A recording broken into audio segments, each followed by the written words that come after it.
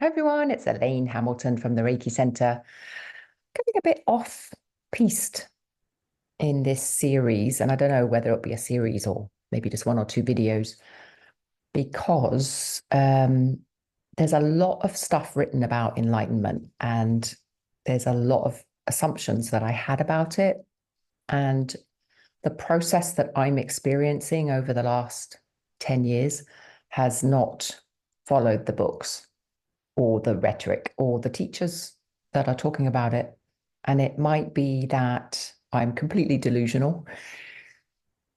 There's a very high chance that's happening. So, so in 10 years' time, I'll be like, oops, sorry, that was shit. But there is also an equally likely chance that what I'm experiencing is also part of the path, maybe a more common path. It's the slow and steady route. Rupert Spira talks about this. He doesn't talk a lot about his own enlightenment experience because it wasn't a big boom. It wasn't a big bash. It wasn't a big, oh, woke up enlightened. And so I wonder if he kind of went through a bit of a process, because my process has been really slow and steady, like super slow and steady, to the point where for years I was still seeking something that I already had because I was like, oh, it's not the same as what they're talking about, what other so-called enlightened people are talking about, and the words they use is a very different experience to what I'm experiencing at the moment. And I'm using it as a verb because every day, every month, every year, there's a there's a continuing unraveling. I was going to say deepening because that's the words that people use, but it's not actually a deepening. It's literally like an unraveling. So I've been interested in enlightenment since I first heard about it. I would have been in my mid-20s, and my Reiki master introduced me to this term, introduced me to books. But in those days, it was the Indian gurus, Ramana Maharshi, people like this. And so I started reading all those books. Who am I? What am I? I am that, all these kind of books at the time. And that was kind of all that was available. So I devoured them, and I had this idea in my head that enlightenment was this thing that you reached. It was a goal, and then you became like a godlike thing and shiny, and people would come and sit by you and listen to you, and it would all be okay, and the universe would provide, and you would know everything about everything, right? That was my image. And honestly, it kind of stuck around for a long time, even as I started to realize that that wasn't actually what was going on. I still hung on to it for dear life. I was like, I want to be enlightened. And even the word, like when you say enlightened, it's like this idea that this light is shining out of you, like just some kind of radiant being. And oftentimes, when you listen to enlightened teachers, they are kind of radiating something. They're radiating a certain um, quietness, a certain meditative, like a really deep, almost like an om sound. Like I've been really lucky to sit with all kinds of teachers like Adyashanti, Eckhart Tolle, the Dalai Lama, and there is an essence about them that is very palpable. So you can kind of feel it. So I had this idea that I would be, when you enlighten, you're like this. And who knows, 10 years' time, I might be floating around on a cloud somewhere. But I highly doubt it because my own experience has been through um, a lot of personal development work. So since I heard the term enlightenment, I've basically been chasing it. So we're now coming up to over 30 years. And it made me go down the personal development route. So I discovered Byron Katie, love her work. I think she's a highly evolved being. Like she describes her own enlightenment experience as a real boom. Like she woke up on the floor in a detox, basically. And she was never the same again. So she had a very deep and profound and lasting wake up call. And there are a lot of teachers like this. Eckhart Tolle's the same. So they're teaching from that perspective. And so therefore their experience is their experience. That's what they're teaching about. And in a sense, it then puts you into this false sense of idealization of what's actually going on because of the way they talk about it. And even Adyashanti, even though he does say it's very unique for every person and it can be slow and steady, and what I'm saying, the words I'm saying is not what it's like. He says this over and over again. However, the way that he describes enlightenment is still about this sense that you are completely one with your environment and there are specific kind of incidences or events that happen that are very profound and you kind of know. And in that sense, it is true and it's kind of not true for certain people like myself. So what happened to me was as I was unraveling, so there was definitely an unraveling process. So I didn't have to, I guess in a way, I didn't have to have the big wake up because I was doing so much personal growth work. So I did Byron Katie for years and I was really starting to unlock my belief systems. I was already getting really loose with my belief system. So I knew before anything happened, I knew that beliefs were not real. Like I'd seen it over and over and over again. So I kind of knew that this structure that we call ego was not an actual entity. It was a collection of, just a collection of beliefs that I believed, like thoughts that I believed. People had told me stuff were true, and I just believed it was true. It was like unchallenged thought patterns. And I knew that. So I was working quite hard to unravel that. So in a sense, I was already pretty open. I was kind of unraveling anyway. That was the direction I was going in. And then I started getting attracted to silent retreats. And I'm not saying all of this as a pathway for you guys, okay? I'm just saying that what happened to me, it really was very slow and steady over 30 years. And I'm still going through it. So it's almost like my so-called enlightenment process is a lifelong journey. It wasn't an actual incident or event. And then, whoa, I'm just like, whoa, it isn't like that for me. And my guess is that I'm actually more in the normal range than these teachers that had a much deeper, profound, more kind of explosive enlightenment that showed them everything all at the same time, right? So for me, it's like been incremental, small steps that over a long period of time have fundamentally shifted the way that I view the world and the way that I operate in the world and the way I show up, right? So I started going to silent retreats. I, from the get-go, found them amazing. I know a lot of people really struggle with them. But again, I'd been doing a lot of work. I was a Kundalini yoga teacher by then. I'd been doing Reiki for like 2 decades. I was doing all this energetics and I was doing all this personal growth and I was dismantling my belief systems. And so there was a whole bunch of stuff that I was working pretty hard at to uncover this thing called enlightenment, right?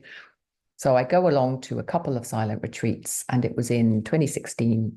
And Adia had been talking about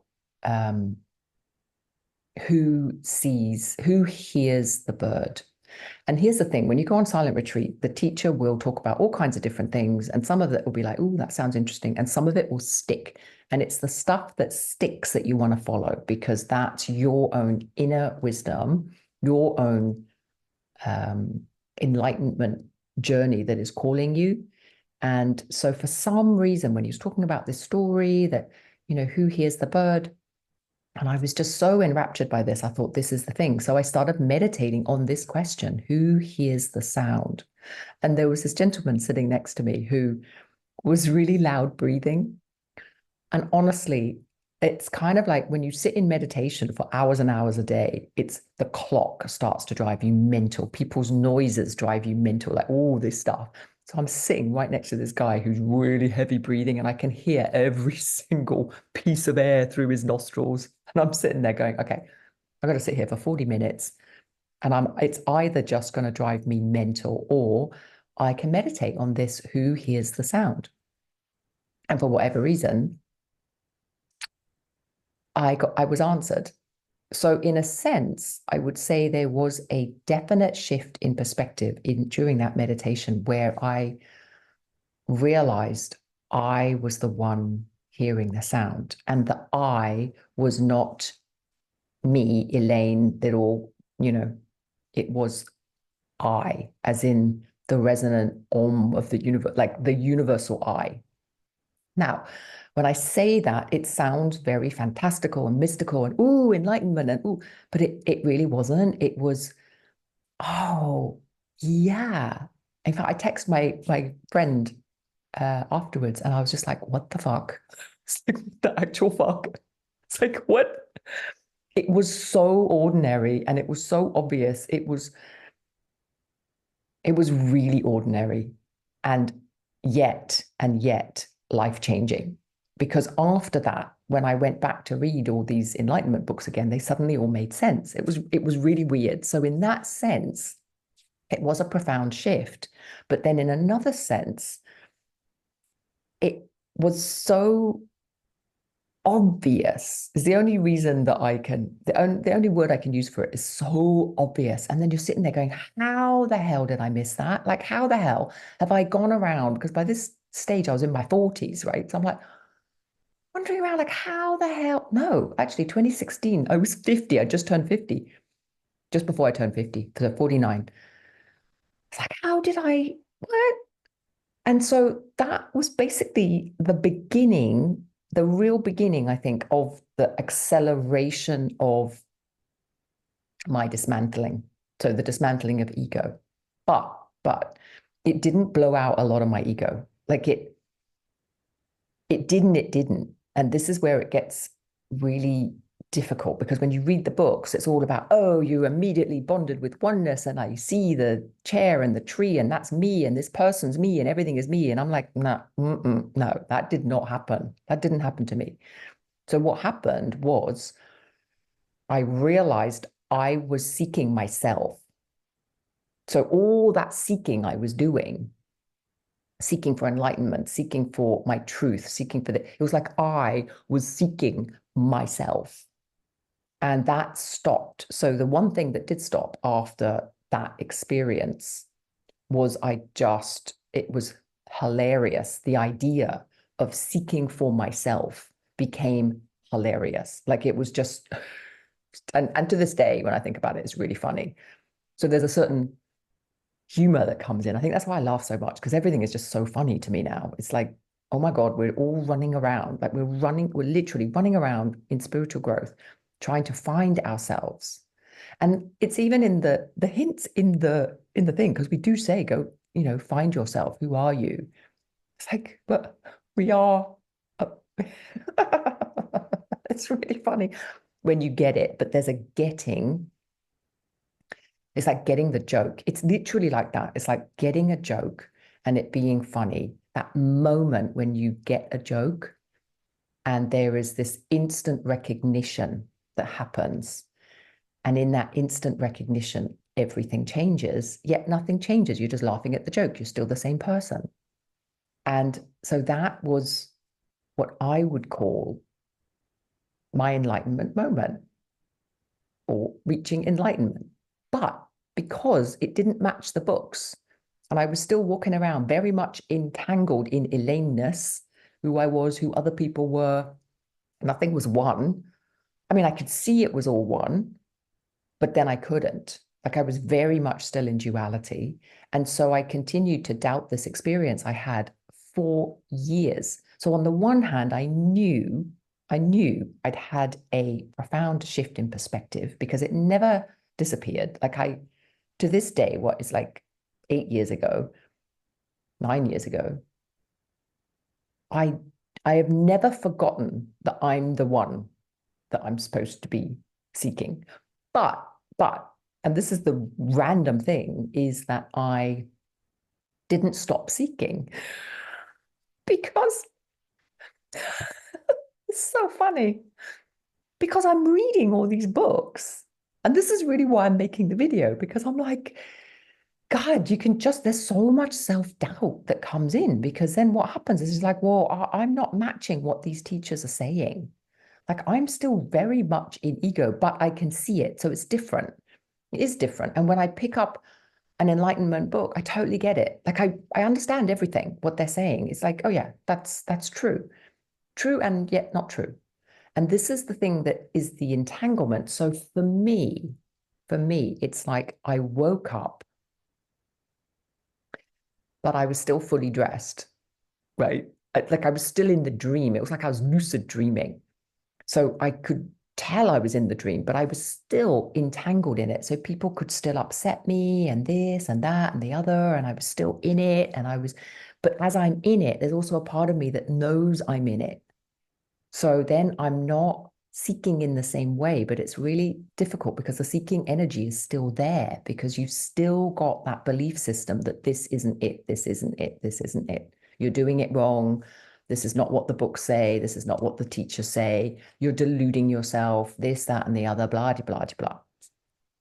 So I just wanted to start off with that. And then I'm going to see how I feel. I'm going to carry on bit by bit, but that was the first part of it. So the way that I kind of started to wake up at the next level, I guess, if you could call it that. So it's kind of like this, you're totally enmeshed in the duality. You are yourself. You think you are your thought structures. You think you are your belief systems. You think you are your thoughts, your thinking.